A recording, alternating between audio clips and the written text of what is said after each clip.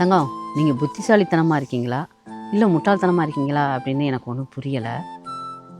புத்திசாலித்தனத்துக்கும் முட்டாள்தனத்துக்கும் என்ன தங்கம் வேறுபாடு? உங்களுக்கு தெரிஞ்சு அப்படின்னா தயவு செஞ்சு கமெண்ட் பண்ணிட்டு போங்க. ஏதோ எனக்கு தெரிஞ்ச ஒன்று ரெண்டு நான் சொல்கிறேன். நம்மளை சுற்றி என்ன நடக்குதுன்னு தெரிஞ்சுக்கிறது புத்திசாலித்தனம்.